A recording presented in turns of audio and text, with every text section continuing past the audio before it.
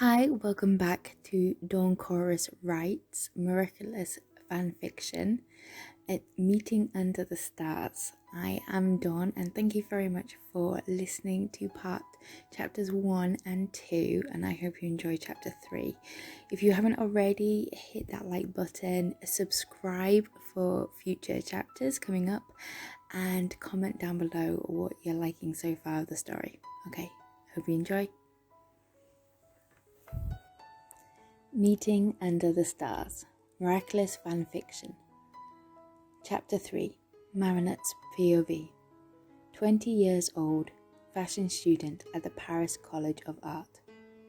Marinette ran through the back door of the bakery and flew up the stairs. She had an hour to have a shower, gather up her designs, and make it back across Paris for the start of class.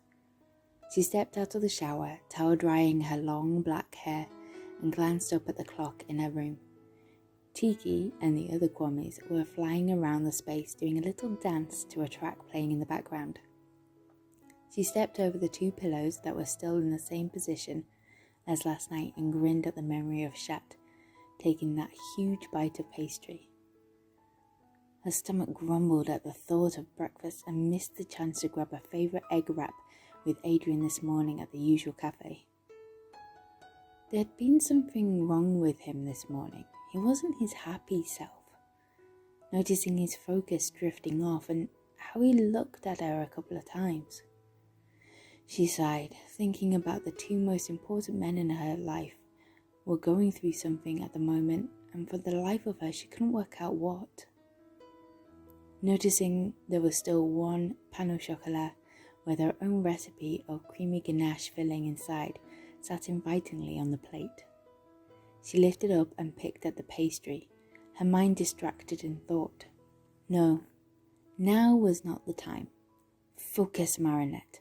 You'll be late again, she told herself in a stern voice. She mirrored Chat's action of last night and took the biggest mouthful, chuckling to herself. If only he could see her now. She quickly shoved on her jeans from yesterday, still covered in stray pieces of pink thread, and picked out a simple white shirt.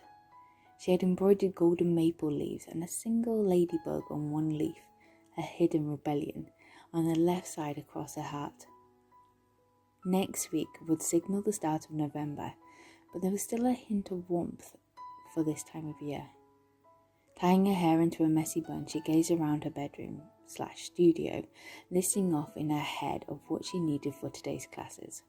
This morning was a practical in fashion construction, followed by afternoon classes in history of design, learning from the masters and the progression in fashion.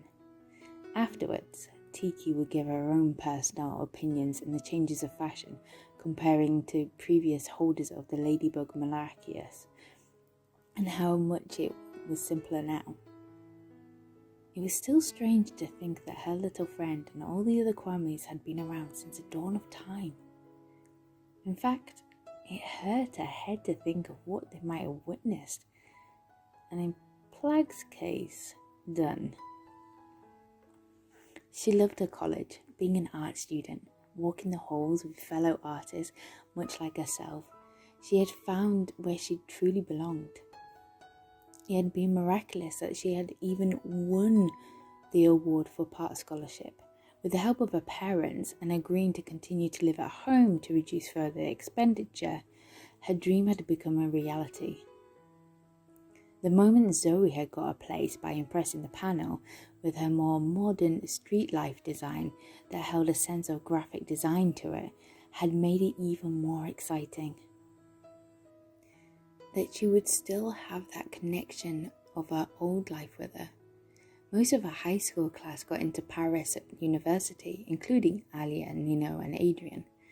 She shook her head, removing an image of him giving her an unusual soft stare this morning. She made a mental note to reach out to him this weekend to see if she could help her friend. Then there was Luca. Music was in the adjoining campus next to theirs, where he was quickly getting a name for himself for crafting stunning instruments. When Zoe and Luca had told her they were dating, Marinette was happy for them. Really, she was. They made sense and complemented each other. Zoe could give Luca the love and the attention she couldn't. Now, after 3 years of being together, the thought of her and Luca dating or even being in love with her felt strange, as if it was another life. "Marinette, we're going to be late," Tiki said, floating in front of her, using her more bossy tone in an attempt to focus Marinette's thoughts. She glanced at the clock and suddenly she had lost 20 minutes. Blast her! Lack of focus this morning. She rammed her feet into the pair of tan ankle boots, picked up her oversized bag holding her design folders, watching Tiki speed in before sprinting back out the door. She was grateful the subway was less crowded this morning, which seemed a little strange for a Thursday. She shrugged her shoulders and placed in her Bluetooth earbuds and clicked on a podcast she'd been listening to. Thankfully, there was a subway stop outside the art college. She scrambled up the front steps with 5 minutes to spare. The large wooden corridor made it hard to run down, echoing to all the classrooms of a late student. This was the time she wished she had the stealth of a ladybug suit. She opened the studio door and was relieved not to see Mr. Beaufort standing at the front of the workstations. She let out a deep breath, slipped into a seat and dropped her heavy bag onto the floor. "Here, looks like you need this." Zoe, seated at the table next to her, handed her a metal water bottle with cold droplets of condensation running down the outside. "Thank you."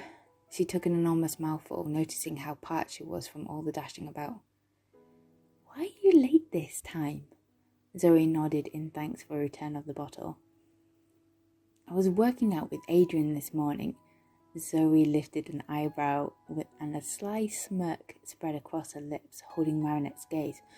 No, it's not like that. You know it. We're friends. Don't you do that most mornings? Why are you late then today?" Refusing to remove the teasing look from her face. "We didn't even have time for breakfast. I don't know. Time doesn't seem to be on my side today. I can't seem to hold my focus." Marinette pulled her design folder out of her bag and placed it on the workstation. "Were you up again last night sketching?" "Yeah, something like that." Marinette turned her face away, feeling her cheeks blush, sighing at the thought of being curled up in Kitty's arms. "Can I have all attention on me, please?" Mr. Beaufort called out, surprising the class. He was in his early 40s, but held a youthful glow and more slim-cut, tailored suits that reminded her of a more of a 60s style, with a narrow tie hanging loosely this morning. "I had some interesting news given to me this morning to coincide with the winter exhibition this year.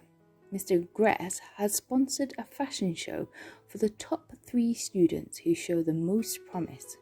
You will submit your designs in 2 weeks for 5 statement pieces. I should not need to tell you the enormous opportunity this is and the potential it could have on your future careers." Marinette and Zoe stared at each other in amazement before the fear crept in. How on earth was she going to manage to do it all in time? It was strange that Gabriel Gress was doing this, though. Since the death of Natalie and kicking out his own son from the house and cutting Adrien off financially, apart from the secret trust fund his mother had set up for him, Gabriel had cut himself off even more than he'd done before. No one had seen or heard from him apart from on rare occasions. So why this? Why now?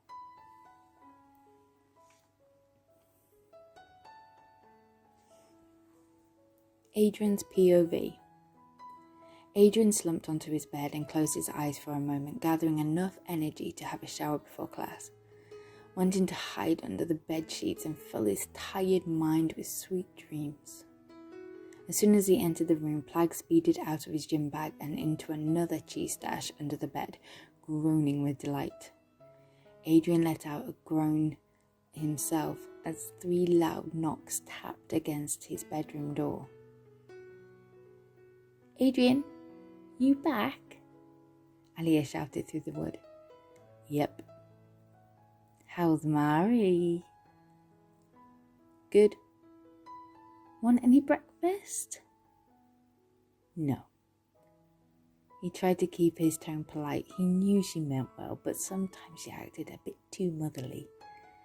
"Okay, there's fresh coffee in the kitchen." "Thanks."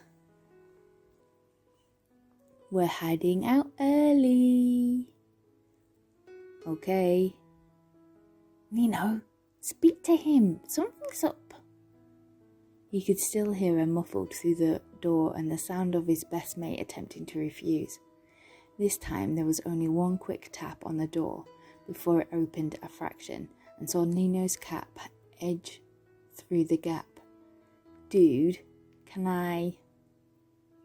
"Come in." Nino hovered before resting on the bottom edge of Adrien's bed. "Do you want me to get the notes for this morning? I heard you didn't come back until late and then ran out this morning. If you need some sleep, I can." "That would be great, man, thanks." Adrien gave his mate a grateful smile. Nina paused mid-standing. "Oh, it's Halloween this weekend. Some of the Americans exchange students are hosting a party. We're thinking of going if you want to join us. Should be fun." "Mari says she's going," Alia shouted from the hallway, resulting in an eye roll and a loving grin all at the same time from Nino. "Yeah, not sure what I'd wear. If only you could turn up as Chat, or maybe Mr. Bug." The idea brought a smile to his face. "You could always ask Mari's advice tomorrow morning," Alia continued to shout. "Thanks, Alia." "Might do." "At the same time, tell her you love her." "Alia!" Nino shouted back, wrinkled his eyebrows at Adrien in a sorry gesture. The door burst open. "Well, it's been years, and he still hasn't done anything about it. What's stopping you from telling her? You're single. So is she." "Alia, out. We need to go." "Oh, yeah." She stepped forward, ignoring the disgruntled look on Adrien's face and the protest from her boyfriend. She placed a hand on her shoulder. "Said with love." "I know." Nina removed her hand and shuffled her backwards towards the bedroom door. "Think about it?" Yep." "Sorry, dude." Adrien waited for the front door to click shut before letting out a moan and placed a pillow over his head. "She has a point. You should tell her." Plag's voice filtered from the mattress. "It's not that easy, Plag, and you know why." He heard a little moans of delight at the sound of his Kwame eating the last of the cheese. "Don't eat it all. That's the last before we go to Leon's." "You never realise what you had until it's taken away from you," Plag muttered more to himself. Why was it so hard? What was stopping him from confessing his feelings as Adrien? Apart from the fact that he was Chat Noir and she was Ladybug. The fact that he knew she was Ladybug and scared if they took the relationship further he might act differently as Chat, or that he was keeping the secret he knew who she was. That he had known for a year now and hadn't told her.